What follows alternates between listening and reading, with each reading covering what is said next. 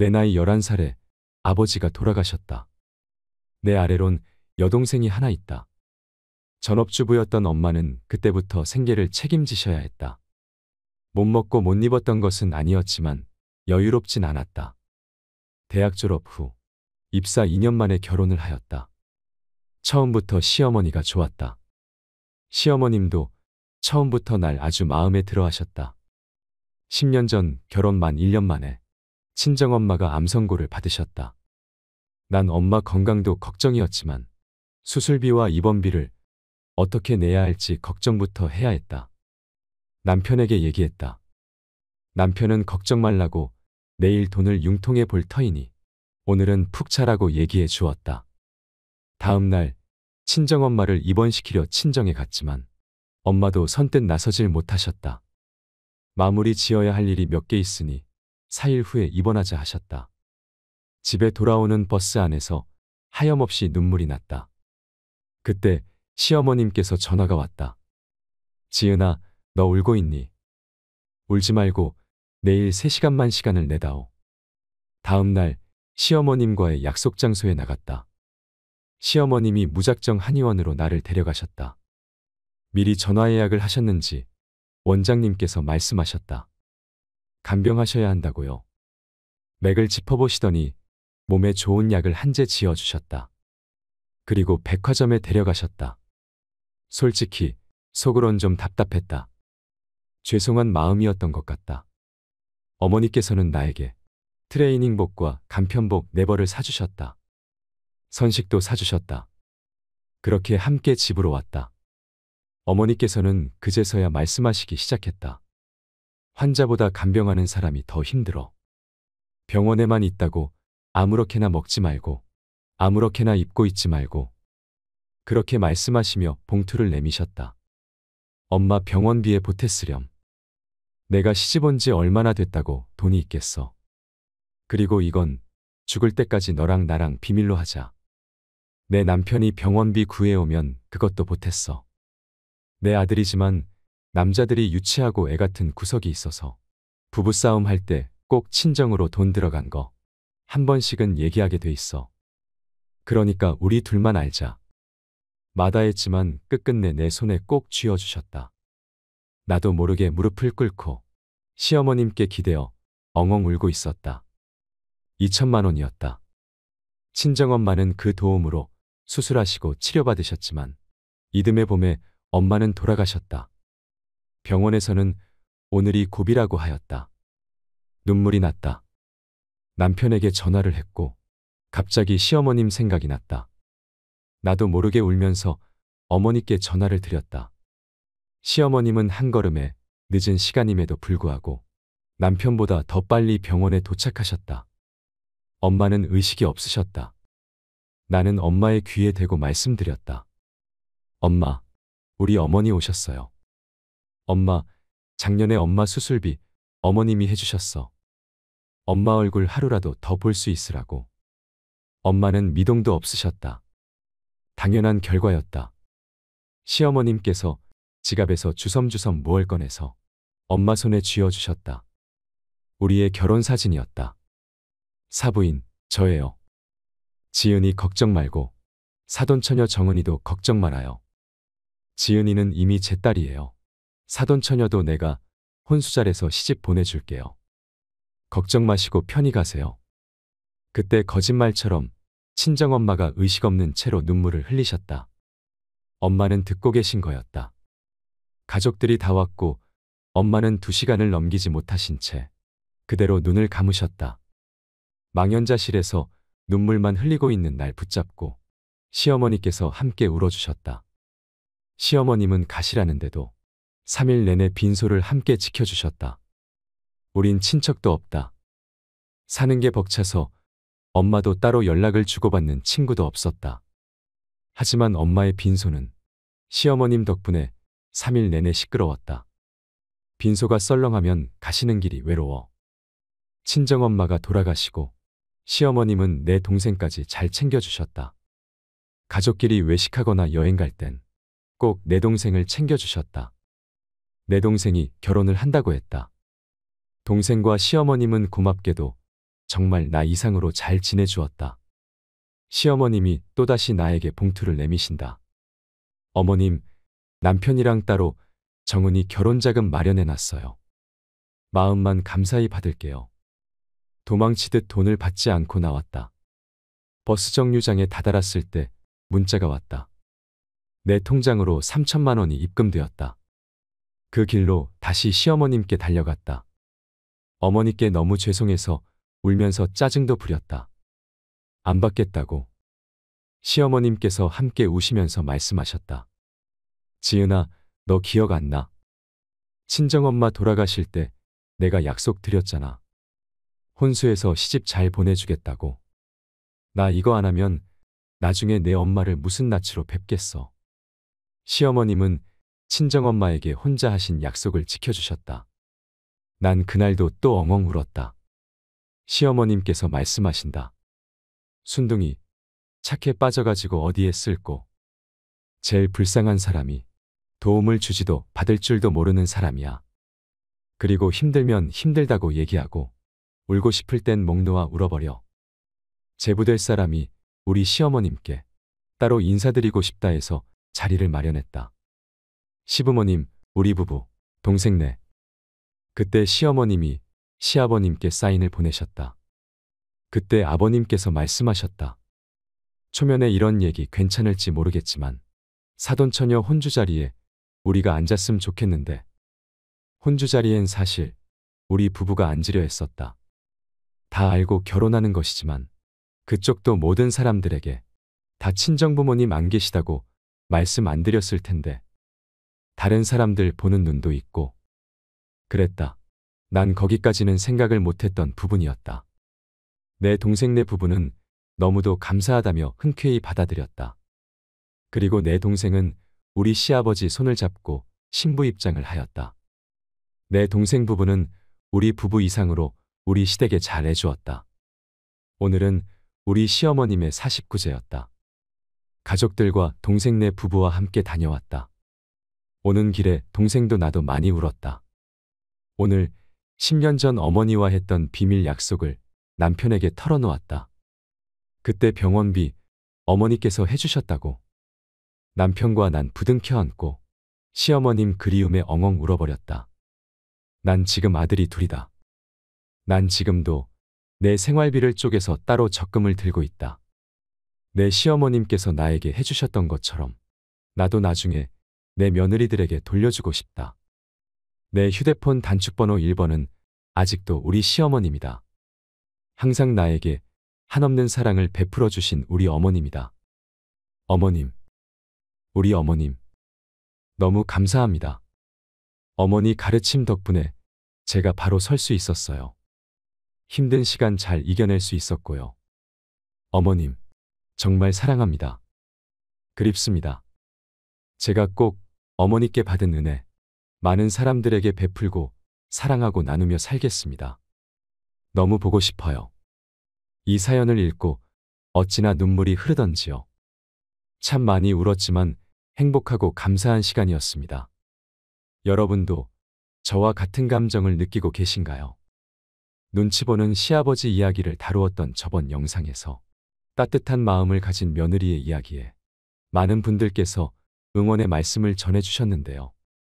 오늘은 고부간의 이야기를 통해 훈훈한 감동을 전해드리고 싶었습니다. 요즘에는 그런 사람 없다고, 세상이 많이 변했다고 하지만 어쩌면 우리는 이런 가슴 따뜻한 이야기에 목말라 있었던 것인지도 모르겠습니다. 사회의 본이 되는 이러한 사연들은 많은 이들에게 깊은 깨우침을 전하지요. 시어머니 그분은 인생을 정말 착하게 사셨던 분 같습니다. 넓은 마음으로 며느리를 사랑으로 챙기셨던 모습이 정말 존경스럽습니다. 예로부터 며느리가 잘 들어와야 집안이 화목하고 일이 잘 풀린다는 말이 있습니다. 남녀가 만나서 결혼하고 가정을 이루는 것은 양쪽 집안이 뜻깊은 인연으로 만나는 일이기도 합니다. 시어머니의 한없는 베품과 사랑이 며느리를 더욱 착한 며느리로 태어나게 한 것은 아닐까요? 행복한 가정을 만드는 것은 누구 한 사람의 노력으로만 이루어지는 것은 아니라 생각합니다. 진심은 통한다고 합니다. 그처럼 사랑하는 마음을 쏟으면 그 사랑이 더욱 크게 피어나는 것은 당연한 이치입니다. 오늘은 가족 갈등에 대한 이야기를 해볼까 합니다. 요즘 많은 가족들이 전쟁 중이라고 합니다. 가족 갈등이 이제는 집안 문제가 아니라 사회 문제라고도 하지요. 가족 갈등의 3가지 사례를 통해 나에게 해당되는 것은 없는지 살펴보시고 더불어 행복한 가족이 되기 위한 방법도 함께 들으시면 좋겠습니다. 첫 번째 사례입니다. 40대 초반인 직장맘 승희 씨는 60대 초반인 엄마와 이틀에 한 번꼴로 모녀 전쟁을 합니다. 레퍼토리는 엇비슷합니다. 최 씨는 이젠 제발 내 맘대로 하게 내버려 두세요라고 호소하고, 엄마는 내가 널 어떻게 키웠는데 넌 엄마 말만 들으면 되라고 응수합니다. 바쁜 딸을 대신해 엄마는 모든 집안일과 초등학생 2 손주의 숙제는 물론 방과 후 학원까지 챙깁니다. 사사건건 엄마의 간섭을 받는 최 씨의 스트레스는 몸의 징후로도 나타났습니다. 만성두통과 소화불량을 안고 살고 있습니다.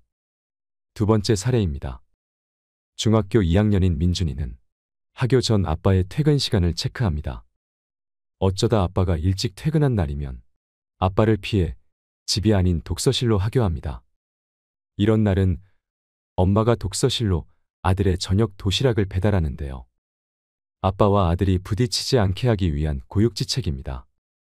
둘은 한 공간에만 있으면 어김없이 싸우기 때문입니다. 민준이는 내 인생은 내 것이니 자유를 달라고 울부짖고, 틀이 강한 아빠는 내가 너보다 인생을 많이 살았으니 내가 시키는 대로만 하면 실패 안 해라며 호통칩니다. 김구는 왜 이런 집에 태어났는지 원망스럽다며 죽고 싶다는 말을 입에 달고 살고 있습니다. 세 번째 사례입니다. 80대 후반인 시아버지와 50대 중반인 며느리 지영 씨는 한 지붕 아래에서 눈도 안 마주치고 지냅니다. 유교적 가풍을 중시하고 법도를 따지는 시아버지는 한 씨의 행동 하나하나가 마음에 들지 않습니다. 밥상에서 자신이 먼저 일어나기 전에는 아무도 일어나서도 안 되고, 며칠 나갔다 오면 큰절로 맞이하는 것이 예의라고 생각하건만 며느리는 따르지 않습니다. 요즘 세상에 누가 그러고 사나요라며 따박따박 따지던 며느리는 침묵을 택했습니다. 둘 사이의 대화가 단절된 지는 오래입니다. 꼭 필요한 말이 있으면 한 씨의 남편인 아들이 전달자 역할을 합니다. 이 세 사연들을 들으니 어떤 생각이 드시나요? 주위에 이런 비슷한 사연을 들어보신 적이 있으신가요? 영상 초반에 들려드렸던 아름다운 이야기와는 너무 다르지요. 오히려 이런 이야기가 더 현실적이다라고 생각하시는 분들도 많으실 것입니다. 가족이 아픈 시대입니다. 최근 들어 가족 간 갈등이 급증하고 있습니다. 열거한 사례들은 상담소를 찾는 특수한 경우지만 우리 주변에서 어렵지 않게 만날 수 있는 사례이기도 합니다. 어느 집안이든 크고 작은 갈등이 있게 마련이지만 최근 들어 부모와 자식 간의 세대 갈등을 호소하는 목소리가 특히 거셉니다. 세대전쟁이라는 말이 공공연할 정도이지요. 이는 수치로도 증명됩니다. 연구에 따르면 32.5%가 최근 1년간 가족 갈등을 경험했다고 답했는데, 갈등 유형으로 보면 가족 내 세대 갈등이 37.5%로 압도적으로 많았습니다. 다음으로 형제자매 갈등 20.6%, 부부 갈등 19.4% 순이었습니다. 세대 갈등 중에서는 역시 부모와 자녀 갈등이 28.3%로 가장 많았습니다. 한국의 가족 갈등 연구는 아주 미약합니다. 여기저기 싸움판인데 왜 싸움이 일어나는지, 어떻게 싸움을 말려야 하는지 모르는 형국이지요. 대처 능력이 약하다 보니 수업료도 세게 치르고 있습니다. 조사에 따르면 가족 갈등으로 부모 및 형제자매와 의절하는 경우가 10%나 됐습니다. 10가족 중 한 가족이 가족 갈등을 제대로 봉합하지 못해 인연을 끊는다는 충격적인 조사입니다. 가족 갈등으로 가족원이 가출하는 경우는 1%입니다. 100가족 중 한 가족은 누군가가 집을 나가는 방식으로 싸움이 끝난다는 얘기입니다. 가족상담 및 가족치료 전문가들은 현재 한국의 가족 갈등 상황을 전무후무한 싸움판으로 봅니다. 가족의 해체냐, 성숙한 가족으로의 안착이냐의 기로에 서 있는 것입니다. 그렇다면 가족 갈등이 일어나는 불씨는 무엇일까요? 급속한 사회 변화로 인한 세대 간 가치관 차이 때문인 것도 있을 것이고, 맞벌이 부부는 증가했지만 양성평등 의식이 미흡한 부분도 있습니다. 성인 자녀의 만원화로 부모에게 의존하는 자식들의 수는 증가하고 있으며, 급속한 고령화로 맞게 된 준비되지 않은 노후는 우리를 더욱 불안하게 만듭니다. 또한 저성장 기조로 인한 기회 부족으로 더 바쁘게 더 열심히 살면서 가족 간 대화 시간이 부족하게 된 것도 이유가 될 수 있을 것입니다. 그 중에서도 가족 갈등의 가장 큰 원인은 고성장 압축사회가 낳은 세대 차이입니다. 느리게 흐르는 사회에서는 세대 갈등이 별로 없습니다. 세대 간 변화가 크지 않기 때문입니다. 하지만 한국의 초고속 경제성장은 세대 간 가치관 차이를 낳았습니다. 전문가들은 현 부모 세대와 자녀 세대의 가장 큰 차이는 자아의 탄생이라고 합니다. 자녀 세대는 나를 주장하기 시작한 첫 세대라고 합니다. 과거의 가족은 덩어리로 움직였지만 지금은 가족 구성원 각자가 움직이는 세상이라는 것입니다. 문제는 경제적으로는 과거처럼 부모 세대에 의존하면서 가치관으로는 자아를 내세우는 아이러니한 상황에서 발생합니다. 이런 모순은 부모 세대로부터 내 맘대로 하려면 너 혼자 살아라는 공격의 빌미를 제공합니다. 실제로 가족 상담소를 찾는 사람들을 보면 누구 말이 맞는지 따져보자며 자신의 주장을 적극적으로 편다고 합니다.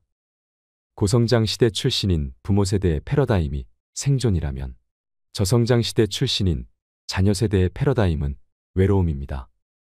부모 세대는 배고픔 탈피를 위해 공부와 취업에 목숨 건 세대였지만 자녀 세대의 배고픔은 더 이상 상처가 아닙니다. 오히려 외로움 탈피를 위해 친구 관계와 인기 관리가 절박한 것이지요. 또한 효인식의 변화도 뚜렷합니다. 과거 부모 세대에는 부모를 위해서 자신의 손가락을 베어서 먹이고 허벅지살을 베어서 먹인다는 얘기가 미담이었습니다. 하지만 지금 세대는 나는 나이고 너는 너라는 인식이 강하다 보니 부모의 입장에서는 서운합니다. 현 부모 세대의 관계 통장은 마이너스라고 합니다. 모든 세대에는 가게에서 대대로 전수되는 관계 통장이 있는데 부모 세대가 그들의 부모 세대를 위해 드리면 다음 세대에서 채워줘야 관계 통장이 유지되는 것입니다. 그런데 현 부모 세대는 위로는 드렸으면서 아래로는 받지 못하는 상황입니다. 허탈감을 느끼는 부모가 생기는 것이지요. 한국의 남다른 가족 친밀도 역시 가족 갈등과 밀접합니다. 우리 가족에 대한 애착이 남다르고 죽어도 같이 죽고 살아도 같이 살자는 의식이 강합니다. 한국처럼 일가족 동반자살 사건이 많은 나라가 없는 것도 이러한 이유 때문이겠지요. 가족 중심의 문화는 자녀에 대한 과도한 책임감으로 이어집니다.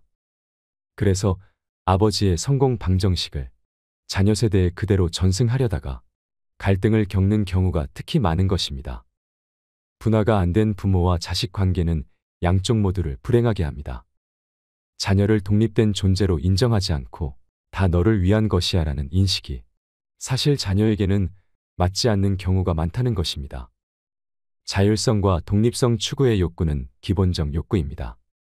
배고프면 죽듯 자율성과 독립성이 침해당하면 모든 심리적 욕구 자체가 죽는다고 합니다. 부모의 과도한 간섭에 시달리던 아이가 매사에 의욕을 잃고 폐인이 되어 게임 중독 등에 이르는 것이 이 때문입니다. 가족관계는 인간관계를 찍어내는 붕어빵 틀과 같습니다. 가족관계가 어떤 틀이었는가에 따라 인간관계와 삶의 방식이 그와 유사하게 만들어진다는 얘기입니다. 어린 시절 외로웠던 사람은 어른이 된 이후에도 외로운 감정에 민감하게 반응하고 가족에게 입은 트라우마가 많은 사람일수록 스트레스 대처 능력에 약하다고 합니다. 그렇다면 가족 갈등을 어떻게 봉합해야 할까요? 먼저 가족 갈등은 자연스러운 것이라는 인식이 중요합니다. 우리는 혼자 있어도 갈등합니다. 갈등은 인간의 숙명입니다. 가족 갈등의 원인은 두 요소가 충돌하기 때문입니다. 타인에게 침해받지 않으면서 독립적으로 지내고 싶은 욕구와 남들과 관계를 잘 맺고 싶은 욕구가 충돌하는 것입니다. 이 두 욕구 사이에서 균형을 잡아야 합니다. 가족 내 해결 키워드는 상호 존중과 진심 어린 소통입니다. 지극히 상식적이고 당위적인 말이지만 가족 갈등에 이만한 특효약이 없습니다. 정서적 대화를 하셔야 합니다. 갈등의 잘잘못을 가리려 하면 오히려 갈등을 심화시킵니다. 연락을 잘 안 하는 며느리에게는 내가 잘 안 찾아오니까 서운하더라라는 식으로 말해야지, 며느리로서 도리는 다 해야 하지 않겠니라는 식으로 말하면 안 됩니다. 중요한 것은 얼마나 자주 찾아뵙느냐가 아닙니다. 마음과 마음이 통하느냐는 것입니다. 상호 존중에 답이 있습니다. 서로를 존중하느냐 아니냐에 따라 가족이 더 성숙할 수도 해체될 수도 있습니다. 해결의 키는 내가 쥐고 있습니다. 경청이 중요합니다. 해소되지 않은 분노는 시간이 갈수록 독이 될 뿐입니다. 내 분노와 상처가 어디에서 연유하는 것인지 아는 것도 해결에 큰 도움이 될 수 있습니다. 그리고 또 하나, 전문가들이 한결같이 강조한 해법이 있습니다. 바로 부부관계 중심으로 가족관계를 재편하라는 것입니다. 특히 부모가 성인이 된 자녀에게 의존하거나 자녀가 부모에게 의존하게 만들면 안 됩니다. 그래야 부모 세대도 건강하고 자녀 세대도 행복하고 둘 사이의 관계도 쾌적하다고 합니다. 결국 가족 갈등을 피하기만 할 것이 아니라 어떻게 해결하느냐에 가족의 행복도가 달렸다는 얘기입니다. 모든 일이 항상 내 마음대로 풀리고 내 마음에 든다면 좋겠지만 세상을 살아가다 보면 종종 가족들과 다투는 일이 발생할 것입니다. 가족 갈등이 생겨도 지혜롭게 대처하신다면 지금보다 훨씬 더 행복해지실 거라 생각합니다. 천국도 가정 안에 있고 지옥도 가정 안에 있습니다. 가장 큰 상처를 주는 것도 가장 큰 사랑을 받는 것도 가족입니다. 여러분 가정마다 행복만 가득하시길 바랍니다. 마지막으로 어느 부부의 감동적인 이야기를 듣겠습니다. 지금 내 곁에 있는 소중한 사람을 떠올려보는 시간이었으면 합니다. 남편을 원망했던 아내의 이야기. 아내의 시력이 너무 나빠져서 눈 수술을 하게 되었습니다. 그런데 눈 수술이 잘못되어 아내는 실명을 하고 말았습니다. 그 후 남편은 매일같이 아내의 직장까지 출근을 시켜주고 하루의 일과가 끝난 후에는 집까지 데려다 주었습니다. 그렇게 지내던 어느 날 갑자기 남편이 아내에게 나지막히 말합니다. 서로 직장이 멀어서 데려다 주기가 너무 힘이 드니 이제부터 당신 혼자 출근하는 게 좋겠어. 이 말을 들은 아내는 남편에게 너무나 섭섭하고 배신감마저 느꼈습니다. 그리고 이를 악물고 살아야겠다는 굳은 결심을 하며 마음을 다잡게 됩니다. 다음 날부터 혼자 출근을 하기 시작했던 아내는 익숙하지 않은 환경들에 많이 넘어지고 남몰래 울기도 많이 울었습니다. 그렇게 혼자 버스를 타고 다닌 지 2년이라는 시간이 흘렀습니다. 그런데 어느 날 버스 운전사가 이 부인에게 이렇게 말합니다.